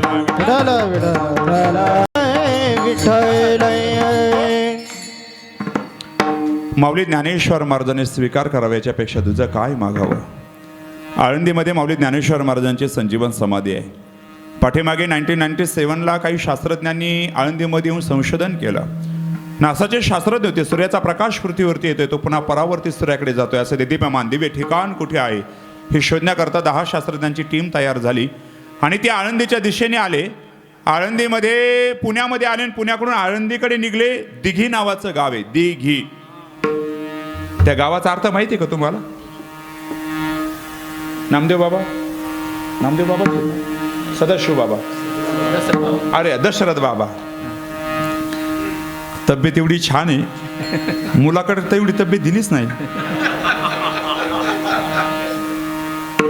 आमचे अरुण भाऊ म्हणजे माणूस एकदम ऍक्टिव्ह. आता मला त्यांना आळंदीला घेऊन जाता, एक वर्षभर तिथं ठेवतो, मग जरा तब्येत छान होईल. पहिल्यापासून अशीच तब्येत का? वा, तुम्ही टाळी कशामुळे वाजली? आळंदीला घेऊन जाईल म्हणले, एवढे वैतागलेत का तुम्हाला सगळे? तब्येत होईल म्हणून टाळी वाजवतात. वा वा, माणूस काय दिसतोय पण उपरण ते टाकल्याच्या नंतर, टोपी घातल्याच्या नंतर. वा. माऊली ज्ञानेश्वर महाराजांच्या दिघी गाव आळंदीपासून जवळ आहे. दी आणि घी म्हणजे काय? माऊली सांगतात, तुझा प्रपंच मला दी आणि माझा आनंद तू घी. ही दिघी गाव वारकऱ्याला ती प्रक्रिया जमली ना, मग सेल्फी मधला वारकरी भजनात येतो. नाही तर तोपर्यंत सेल्फी चाललेली असते दिघीपर्यंत. शास्त्रज्ञ आळंदीमध्ये आले. ऐका, काय तेजस्विता असेल या भारतभूमीमध्ये, काय दिव्यता असेल या संत परंपरेमध्ये. आळंदीमध्ये शास्त्रज्ञ आल्याच्या नंतर PIP नावाचा कॅमेरा होता, ज्यांचं म्हणणं आहे शास्त्रज्ञांचं की आमच्याकडे फक्त 10 रिडिंग्स एवढी ऊर्जा पाहायला मिळते, याच्यापेक्षा जास्त ऊर्जा नाहीये. आमच्याकडे जे मशीन आहे ते 1000 रिडिंग्स दाखवतंय. किती? 1000 रिडिंग्स दाखवतंय. एवढी ऊर्जा आत्तापर्यंत आम्हाला, आध्यात्मिक ताकद आत्तापर्यंत आम्हाला कुठेच पाहायला मिळाली नाही. असं विचार करत करत आळंदीमध्ये माऊली ज्ञानेश्वर महाराजांच्या महाद्वारामधून आतमध्ये प्रवेश करता क्षणी 1000 रीडिंग दाखवणारा काटा मोडून पडला होता. हे शास्त्रज्ञांच्या लक्षात सुद्धा आलं नाही. एवढी तेजस्विता, एवढी दिव्यता महाद्वारामधून आतमध्ये प्रवेश करताना मी तर म्हणेल ते मशीन इथं जरी आपल्या मारुतीच्या मंदिरामध्ये रामाकडे आणलं ना, काय सुंदर मूर्ती आहे, काय तेजस्वी हनुमान, बजरंगबली हनुमानजी आहेत. इथं जरी ती मशीन आणलं तरी इथं सुद्धा ती ऊर्जा 1000 रीडिंग्सपर्यंत जाऊ शकते. एवढी ऊर्जा इथं पण पाहायला मिळते. महाद्वारामधून आतमध्ये प्रवेश केला. माऊलींच्या संजीवन समाधीच्या जवळ शास्त्रज्ञ गेले. गिगर मिलीमीटर, स्किंटिलेशन काउंटर, थर्मास्टर, बोलोमीटर आणि फ्रिक्वेन्सी रडार मीटर 4 मशिनरी शास्त्रज्ञांकडे आहेत. स्किंटिलेशन काउंटर नावाचं मशीन जमिनीत खाली काय दाखवण्याचं काम करतं. समाधीवरती ठेवून मशीन ऑन करता क्षणी ज्या भीममुद्रेमध्ये माऊली बसलेले आहेत तसेच माऊलींची प्रतिमा शास्त्रज्ञांच्या कॅमेऱ्यामध्ये कैद झाली. लटलट कापत होते शास्त्रज्ञ. काय बघतोय, 750 वर्ष झाले संजीवन समाधी घेऊन, आजही माऊली खाली बसलेले आहेत. असा तेजोमय आकार त्यांच्या कॅमेऱ्यामध्ये कैद झाला. बाहेर आले. सूर्याचा प्रकाश पृथ्वीवरती येतोय, तो पुन्हा परावर्तित सूर्याकडे होतोय. असं तेजस्वी दिव्य 6 किलोमीटर गोल वर्तुळाकार ठिकाण कोणतं आहे. गेगर मिलर मीटर नावाचं मशीन ऑन करता क्षणी त्या मशीनने सांगितलं ते ठिकाण विश्वात दुसरं तिसरं कोणतं नसून माऊली ज्ञानेश्वर महाराजची संजीवन समाधी म्हणजे आळंदी आहे. याच्यावरती शास्त्रज्ञांनी शिक्कामोर्तब केला. एवढ्या जर माऊलींची समाधी महान आहे आणि त्यांचे गुरु निवृत्तीनाथ महाराज आपल्याकडे आहेत म्हणजे नक्कीच नाशिक जिल्हा हा सगळ्यात महान जिल्हा समजला जातो. कुंभमेळा कुठे भरतो? नाशिकमध्ये. भारतात 4 ठिकाणामध्ये नाशिकचं नाव असं म्हणजे काय सामान्य गोष्ट आहे का? स्त्रीच्या सन्मानाच्या बाबतीत नाशिक जिल्ह्याचा आदर्श एवढा मोठा आहे. अहो, पुरुष तर सन्मान एखाद्या स्त्रीचा सन्मान ठेवतील, पण नाशिक जिल्ह्यातला एका पक्षाने सुद्धा स्त्रीचा सन्मान सांभाळायला महाराज. रावण घेऊन चालला होता सीतेला आणि त्यावेळेस त्याच्याशी युद्ध कोणी केलं पहिल्यांदा?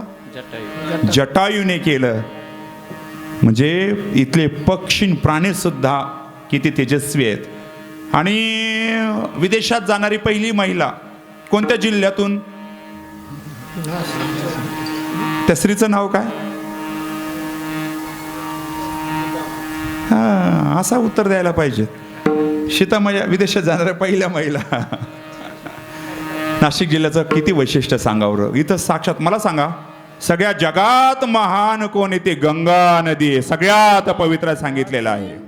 तिचं नुसतं वाचेने तिला जर नुसतं गंगा गंगा नाव म्हटलं तर सगळे दोष निवृत्त होतात.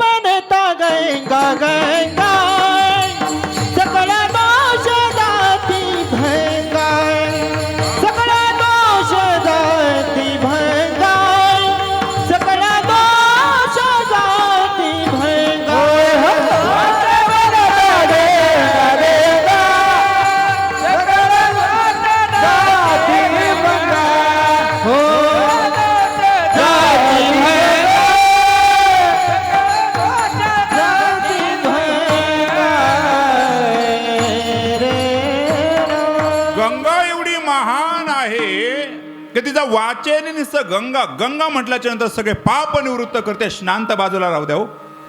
एवढी महान भारतातली गंगा आहे. आता का प्रयत्नाने भगीरथाने गंगा भूतलावरती आपल्या पूर्वजांच्या उद्धाराकरता आणली. त्यानंतर पुन्हा तीच घटना पुन्हा घडली असेल तर ती ब्रह्मागिरी पर्वतावरती घडली आणि गौतम ऋषींच्या माध्यमातून घडली. प्रसंग आग्नेयीला सांगितलं होतं फक्त गायीचं रूप घेऊन गौतमाचा एखादा दोष करा. गाय झाली, दर्भ सोडल्यावरती गाय मिलीन. गायीच्या गो हत्याच्या पातकातून निवृत्त व्हावं याकरता गंगेची आराधना केली. गंगा म्हणली मी यायला तयार आहे, पण तुम्हाला भगवान शंकर इथं पण पुन्हा लागतील. म्हणले भगवान शंकर, आराधना भगवान शंकराची केली. भगवान शंकर म्हटले मी यायला तयार आहे, पण त्यांच्याबरोबर मग ब्रह्मा पण आले, विष्णू पण आले, महेश पण आले. म्हणून आणि मग अंबिका म्हटली मी पण तुमच्या बरोबर येणार आहे. म्हणून अंबिका बरोबर आली ना, पार्वती बरोबर आली. म्हणून त्र्यंबकेश्वर हे नाव आपल्या ज्योतिर्लिंगाला पडलं. त्र्यंबकेश्वर हे नाव पडलं. आणि जसं ती आली, गंगा आली, आल्याबरोबर तिला जटेमध्ये धारण केलं आणि तिचा प्रवाह खाली जिथं आला 4 कुश तिथं लावले आणि ती गंगा तिथं आली. आणि आल्याच्या नंतर तिथं स्नान केल्याच्या नंतर त्या काठावरती गौतम ऋषींनी एक वरदान दिलं. त्या काठावरती त्या गंगेला गो म्हणजे गाय, दा म्हणजे दान, आणि वर म्हणजे त्या पुन्हा नदीने वर दिला. काही तर स्नान केल्याच्या नंतर त्याचं वैकुंठात राहणं होतं, हे वरदान दिलं म्हणून गोदावरी हे नाव त्या गंगेला पडलं. म्हणजे गंगा एकदा का हिमालयात आली, त्याच्यानंतर दुसऱ्यांदा जर गंगा कुठे आणली असेल तर ती आपल्या ब्रह्मगिरी पर्वत म्हणजे नाशिक जिल्ह्यामध्ये आणली. दर्शनशास्त्राचा विचार करत असताना आपण दर्शनशास्त्राचे अभ्यास आहेत ना, मग त्याच्यामध्ये 4 वाक, जैन, योगाचार, माध्यमिक, वैभाषिक, संक्रांतिक, योगशास्त्र असेल, सांख्यशास्त्र असेल, वैशेषिक दर्शन असेल, न्यायशास्त्र असेल, पूर्वमीमांसा शास्त्र, उत्तरमीमांसा शास्त्र, या सगळ्या शास्त्रामध्ये आईला तत्वज्ञान देणारे कपिल मुनी, सांख्यदर्श, ते कपिल मुनी सुद्धा आपल्या जिल्ह्यामध्ये. अजून जिल्ह्याचं वैशिष्ट्य काय सांगू? अहो, भारतात कोणताही राज्य फेरा महाराष्ट्रासारखं राज्य नाही. महाराष्ट्रामध्ये कोणताही जिल्हा फेरा नाशिक जिल्ह्यासारखा जिल्हा नाही. नाशिक जिल्ह्यामधला कोणताही तालुका फेरा सिन्नरसारखा तालुका नाही. बाकीच्या तालुक्याने नाराज व्हायचं नाही, माझं कीर्तन तिकडे ठेवायचं. नाशिक जिल्ह्यामध्ये कोणताही तालुका फेरा सिन्नरसारखा तालुका नाही, आणि सिन्नर तालुक्यासारखं कोणताही, सिन्नर तालुक्यामधलं कोणताही गाव फिरा आपल्या जामगाव सारखं गाव नाही. तुम्ही ती टाळी नाही वाजवली. एवढा मी भारतातून जामगावमध्ये आलो, पण ती टाळी मला अपेक्षित होती. वा. आणि या गावचं वैशिष्ट्य असं आहे, या गावामध्ये आमच्या महिला माता वर्ग फार धार्मिक आहेत, आणि म्हणून आज त्यांची प्रचंड उपस्थिती आहे. हा अभंग जर आपण पाहिला की या संतांशी निर्वी संतांनी माझा स्वीकार करावा, तसा आज तुमची प्रार्थना आहे हनुमानजीने आमचा स्वीकार करावा. कारण बजरंगबली हे सगळ्यात महान संत आहेत, युगाचे संत आहेत. ते त्रेतायुगापासून द्वापारयुगापर्यंत कलियुगापर्यंत सगळ्यात महान संत बजरंगबली आहेत. पण त्यांनी आपला स्वीकार करावा, त्यांनी आपलं म्हणावं, हे जीवनामध्ये कमवावं लागतं. आणि म्हणून या संतांशी निर्वी हेची मदत देई देवा. तुकोबराय बोलतायत, मी संतांकडे मागणी करतोय, म्हणजे मी संत संगतीची मागणी करतोय, पण ती जगात कोणापुढे करायला तयार नाही. मी फक्त तुझ्याकडेच करतोय, तुझ्या प्रतीच करतोय. अभंगाचं प्रथम ते काय तुझा प्रती आहे. किती राहील? हा माणूस चोपदार चुकून झाला, कलेक्टर पाहिजे होता. थोडासा व्यवस्थित करा, बाकीचे कमी केले तर चालेल. हा माणूस चुकून चोपदार झाला, कलेक्टर पाहिजे होता. ते चष्म्यावाले किती राहिले शिल्लक? सगळे उडून गेले. शे म्हणले 4 शिल्लक राहिले, म्हणून म्हणलं तुम्ही UPSC MPSC देऊ शकता. तसं सगळ्यांच्या नादी लागायचं, पण मुलांच्या नादी लागायचं नाही. आता इथं शिक्षक बसलेत म्हणून मला दृष्टांत घेता येईल ना. वा, नकोच, कारण ते सर माझे फार जवळचे. नाही तर विनोद भारी येतो. नाही सर येतो, ते मला जाऊ द्यायचे नाहीत. मला आता मी नेहमी नाशिक जिल्ह्यात येतोय.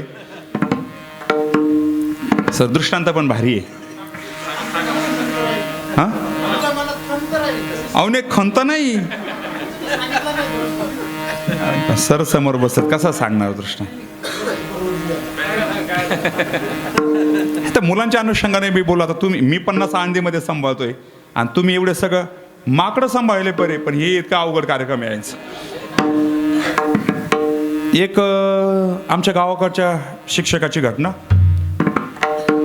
काय झालं, पत्नी माहेरी गेली, पण त्यांना जेवायला व्यवस्थाच नाही म्हणून ते शाळेत आले.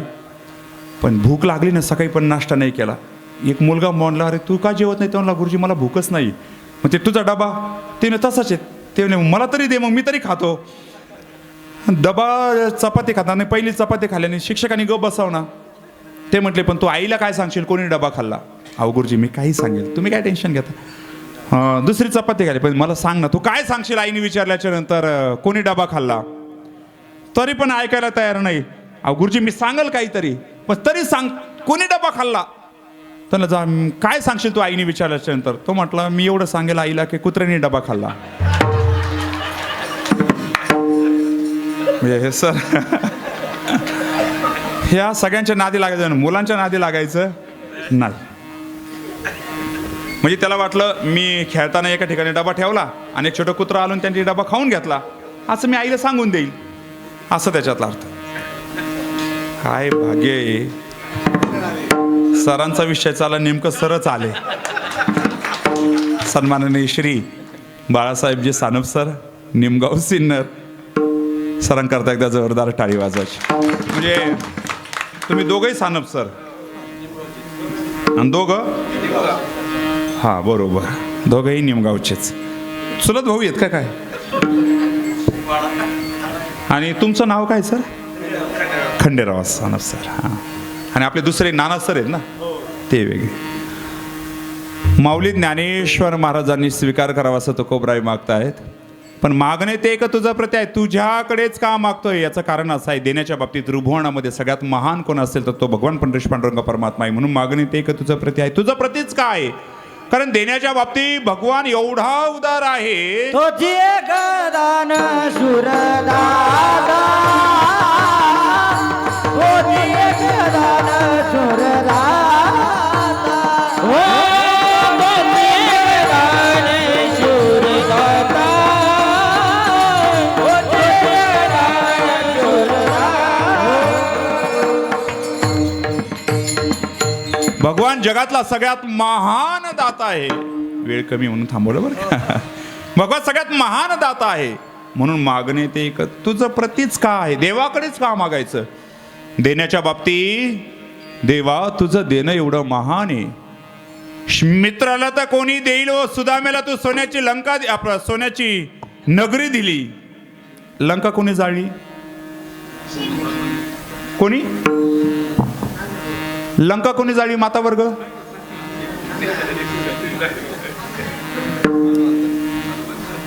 हनुमंताने.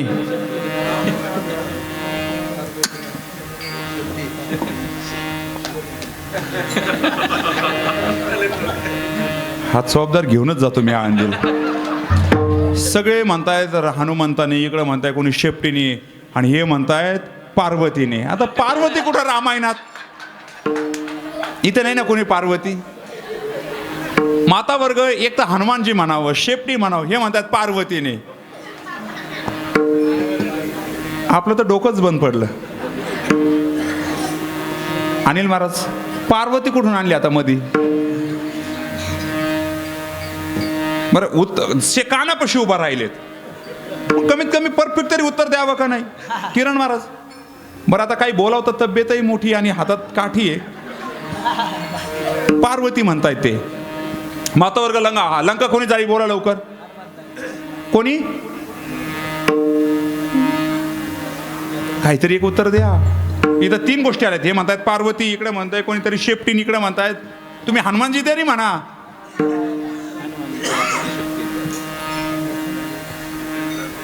खुशाल पार्वती म्हणतायत.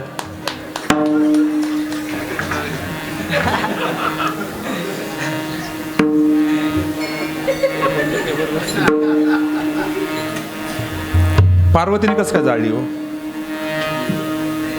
लंका कोणी जाळली? हनुमानजी गेले होते का नाही? मग लंका कोणी जाळली? एक तर हनुमान म्हणा किंवा शेपटी म्हणा, पार्वती कुठून मध्ये आली? आता मला एवढा राग आला, आता मी जेवणच करणार नाही. झाला काय प्रसंग तुम्हाला सांगतो. लंका सोन्याची, म्हणजे देण्याच्या बाबतीत भगवंत किती मानवी, म्हणून मागणे तुझं प्रतीक आहे. ऐका, कैलास पर्वत सोन्याचा होता. आजही तो पिवळा पिवळा चमकतो का नाही? कैलास पर्वत सोन्याचा होता. रावणाने भगवान शंकराची आराधना केली आणि भगवान शंकरजी प्रसन्न झाले. वरमृई काय पाहिजे? काय नाही म्हणले, तुमचा कैलास अख्खा सोन्याचा मला द्या, मला माझी नगरी सोन्याची करायची. जा घेऊन म्हटले, भोळ दैवत घेऊन जा. जा जसं म्हटले तसं ते गेले घेऊन आणि लंका सोन्याची बनवली. पण नवरा भोळा आहे, कोणत्या बायकोला आवडलो? पार्वती रागवली, रावणा तू माझ्या नवऱ्याला फसून माझं सोनं घेऊन गेलं ना, माझ्या घरातलं नाही ना एक दिवस जाळलं तर मग मी पण नावाची पार्वती नाही. हनुमानजी कोणाचा अवतार आहे? शंकराचा. ध्वजस्तंभावरी वानर तो मूर्तिमंत शंकरू, शंकराचा अवतार. पार्वती म्हटली मला पण यायचंय. ते म्हणले मी ब्रह्मचारी आहे. आपलं ते म्हणले नाही, शंभू तेथे अंबिका, मला यायचंय. ते म्हणले हो शेपटी. मग पार्वती काय झाली? आणि मग लंका कोणी जाळली?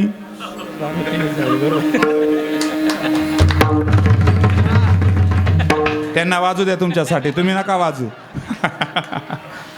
ते स्वतःसाठीच टाळी वाजून घेतात. पार्वती उतर बरोबर आहे, असा माणूस पाहिजे. अगोदर टेन्शन आलं का तुम्हाला? माणूस परफेक्ट आहे. कोणत्या गावातला आहे?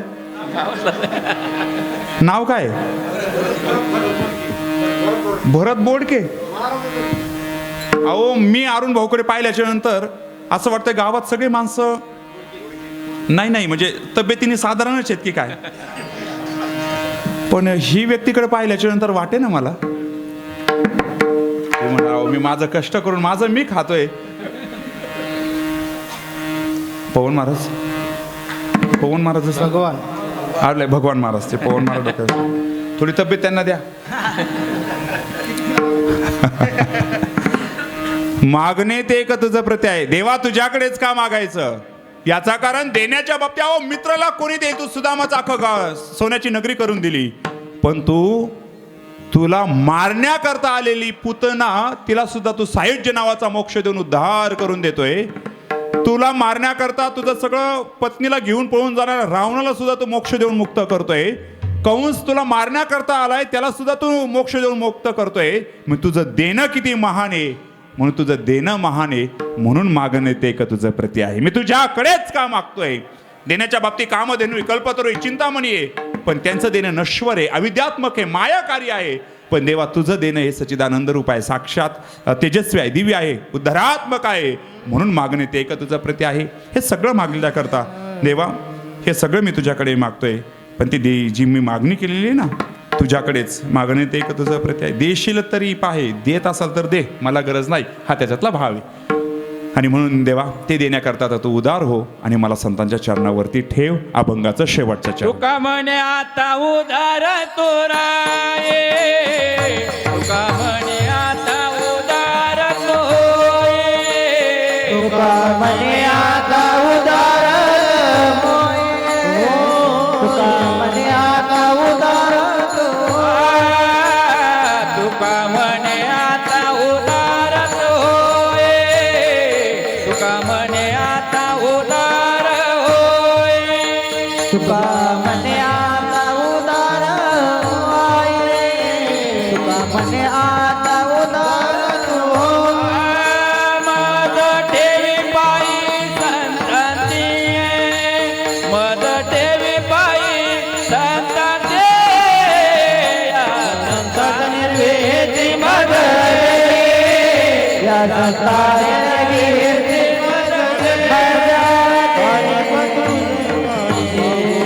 विठोबा रघुमाई, रघुमा रघुमाई, रघुमा रघुमाई, रघुमा रघुमा, विठोबा रघुमा, विठोबा रघुमाई, विठोबा रघुमा, विठोबा रघुमाई, विठोबा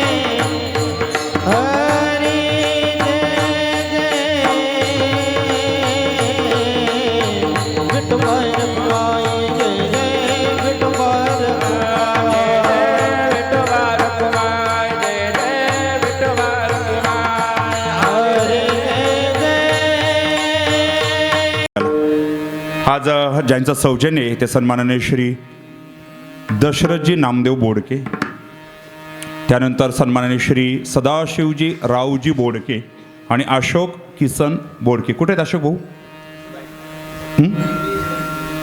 सुदामदादाचे वडील, सुदाम भाऊंचे वडील अरुणजी इथं उपस्थित आहेत आणि सदाशिवरावांचे चिरंजीव दिलीप भाऊ आणि विठ्ठल बाबा.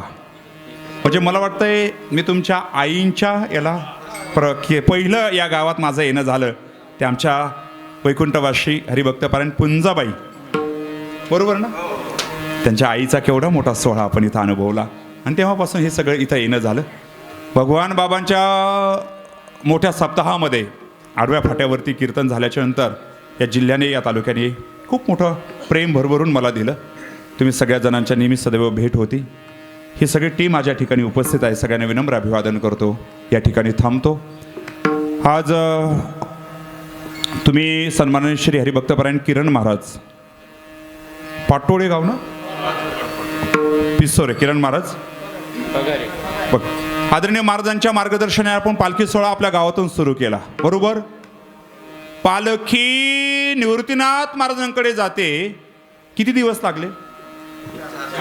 4 दिवस. पण तुम्ही जाताना तुमच्याबरोबर रथ होता का? रथ नाही,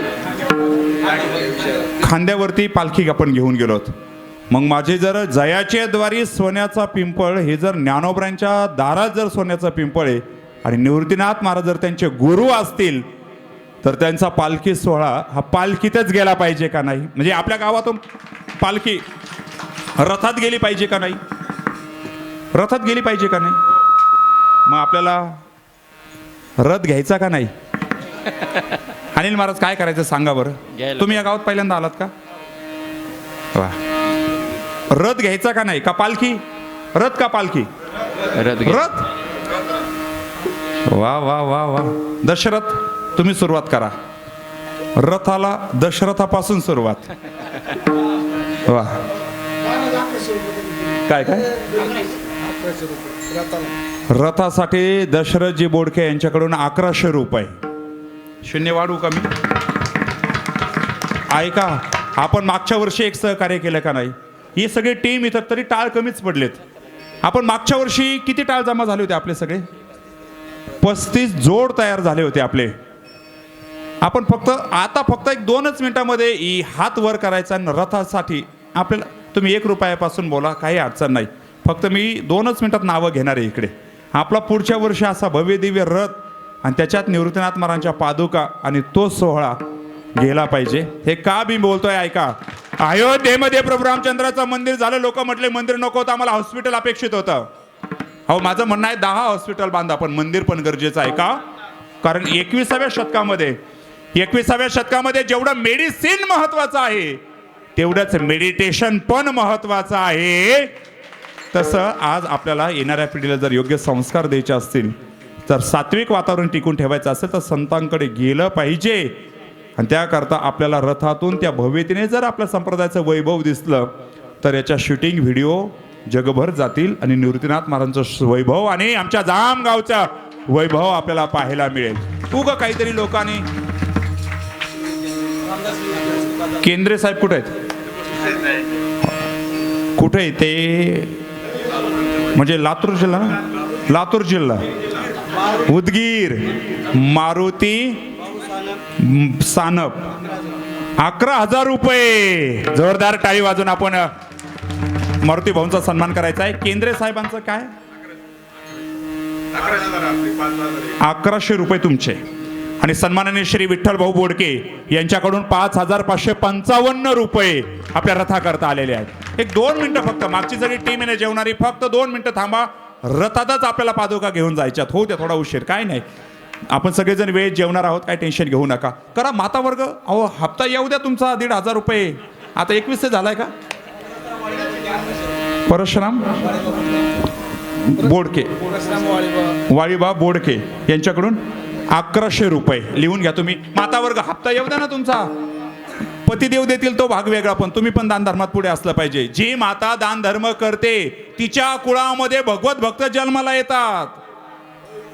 अहो, त्या रथात निवृत्तीनाथ महाराज बसणार आहेत आणि ते जर तुम्ही म्हणाल दरवर्षी येतात आणि काहीतरी आम्हाला खर्च करून जातात, पण एक लक्षात घ्या, मी तुमच्याकडून घेऊन चाललो नाही. मी काय माझ्या मठाकरता मागत नाही, मी काय माझ्या आश्रमाकरता मागत नाहीये. मी एवढा अभ्यास इकडे केला असता मी कलेक्टर असतो. आज मी आंधीत भाड्याने राहतोय, पण मी माझ्याकरता मागत नाही, तुमच्याकरताच मागतोय. तुमचे गाव डिजिटल बनवा, गाव शाळा डिजिटल बनवा. तुमच्या गावातून पालखी जाते तर ती सुद्धा भव्य दिव्यतेत गेली पाहिजे. जामगाव म्हणजे आपल्या तालुक्यात जिल्ह्यात भाऊसाहेब साबळे 2100 रुपये त्यांच्याकरता टाळी वाजवायची. पाठीमागून आकडा येईना व पुढे. संगीता दिगंबर बोडके 5555 रुपये.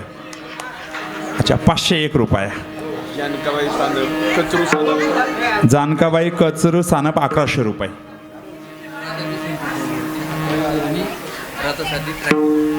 अरे वा वा वा. राधा किसन पोपट बोडके यांनी 1100 रुपये रथाकरता दिले. आणि रथाकरता जो ट्रॅक्टर लागेल ना तो त्यांच्याकडून आपल्याला मिळतोय दरवर्षी. वा, त्यांच्याकरता एकदा जोरदार टाळी वाजवायची. म्हणजे आपलं ते डीजेला आमच्याकडून का तुमच्याकडूनच. क्या बात है. वा वा वा. बाळू कचरू बोडे घोडे 5000 रुपये. 5051 रुपये. वा वा वा. लक्ष्मीबाई दादाबा आव्हाड 1100 रुपये. वा वा. मधुकर दबाजी बोडके 1100 रुपये. माता वर्ग हप्ता जमा नाही होत का हो तुम्हाला? हे टाळकर इथून बच्चे कंपनी मामाच्या घरी गेले तुम्हाला पैसे देतात का नाही? मग आई वडिलांकडून घ्यायचे बिंदास. आईकडून घ्यायचे 1000 रुपये, वडिलांकडून 1000 रुपये.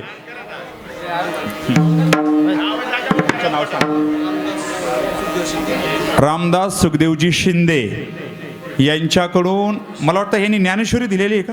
नाही, ज्ञानेश्वरी आपल्या विठ्ठल भाऊंच्या आईच्या स्मरणार्थ शिंदे बाबाकडून 2100 रुपये. त्यांच्याकरता एकदा छान टाळी वाजवायची. चोपदार आहे.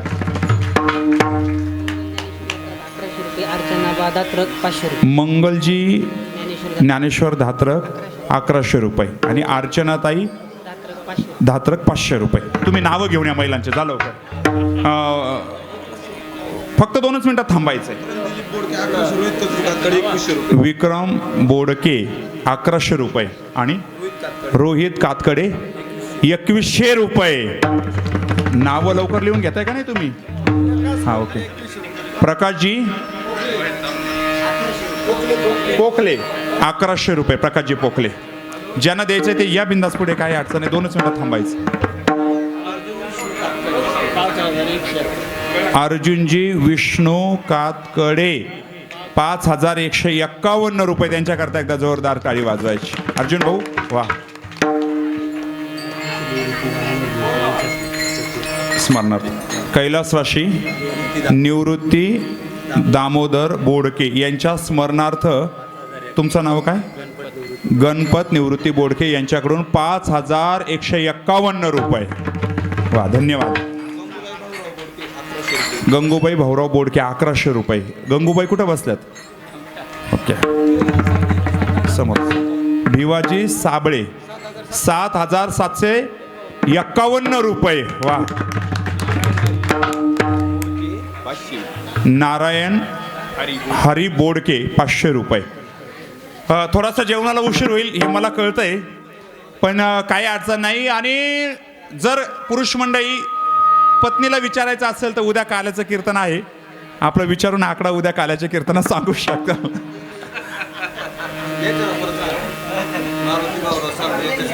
मारुती भाऊराव सानप यांच्या स्मरणार्थ रामदासजी सानप यांच्याकडून 11,111 रुपये. एकदा जोरदार टाळी रामदास भाऊ करता. बनशीराम बस्तीराम सोपानजी बोडके 1100 रुपये. आणि अजून कोणता म्हटलं? निवृत्ती